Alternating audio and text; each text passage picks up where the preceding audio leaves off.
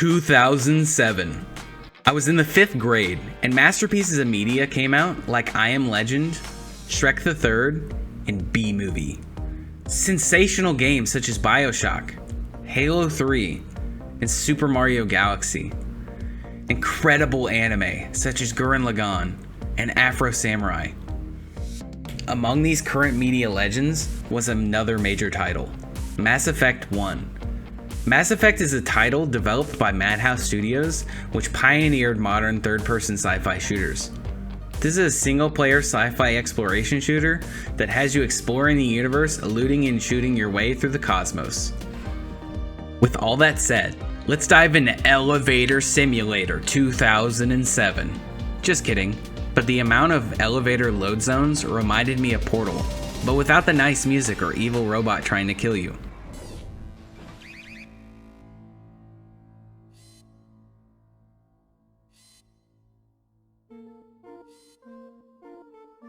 And because of how dated the game is, it comes with a few drawbacks that are plain annoying or tedious at times.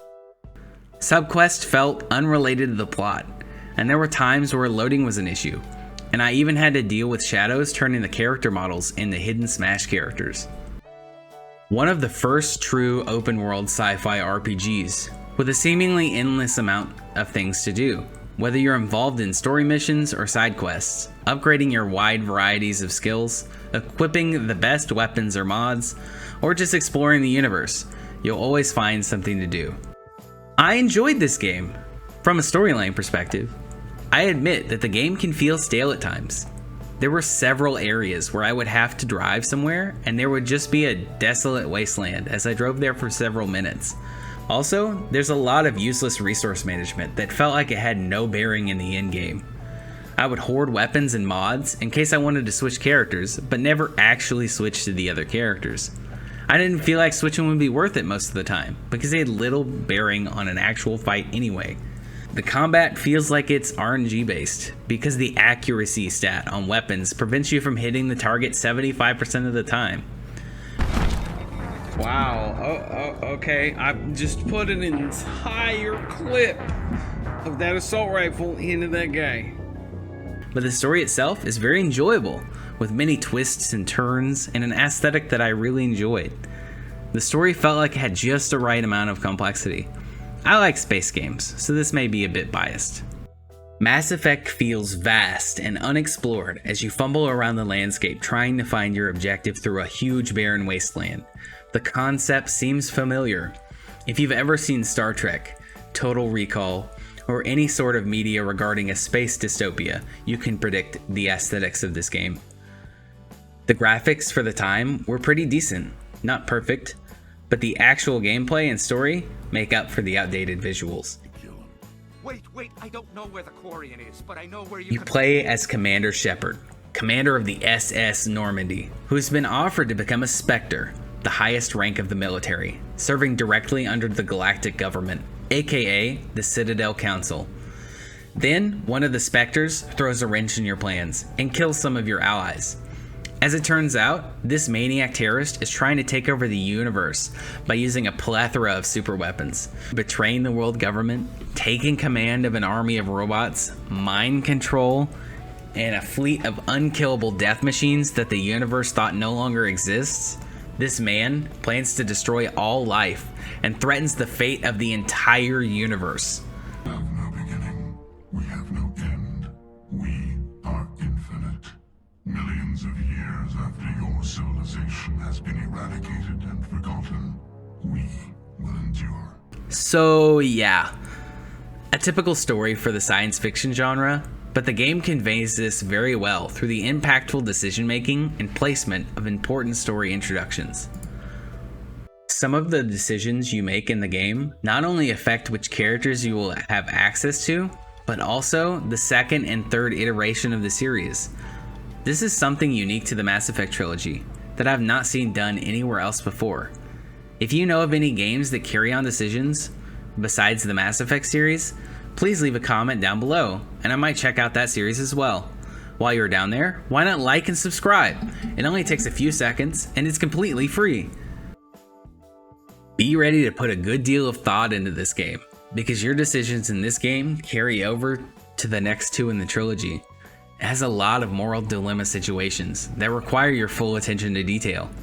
You're pitted with tough decisions like massacring an entire species or saving one teammate over the other.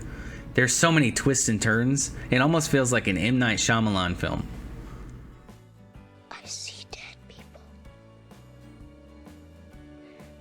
Spoiler alert, please skip if you'd rather not have anything spoiled for yourself. Okay, this really irks me about the talent system. If you raise your charm enough, you can cheese the game by convincing the main villain to give up and kill himself. Just like that.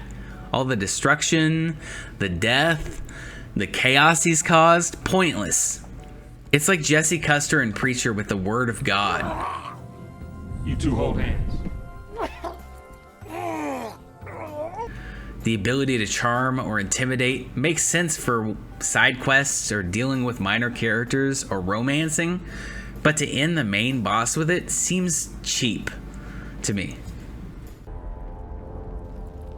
It's not over yet. You can still redeem yourself. Goodbye, Shepard.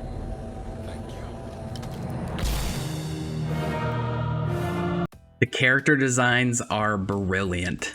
It feels like universe building rather than world building. With different races from different galaxies intermingling with each other, it shows the vastness of the game.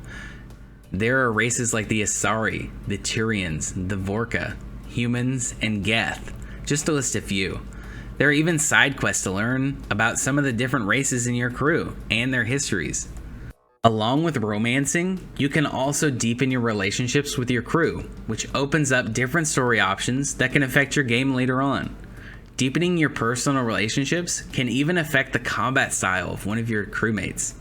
Personally, I didn't end up romancing any characters in this playthrough, so I can't really delve into that subject.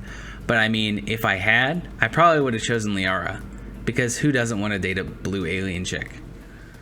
Mass Effect is massive. There's so much this game has to offer, it's almost overwhelming at times. It truly sucks you into a seemingly endless universe, with intricate planets that are species rich with complexities in culture and history.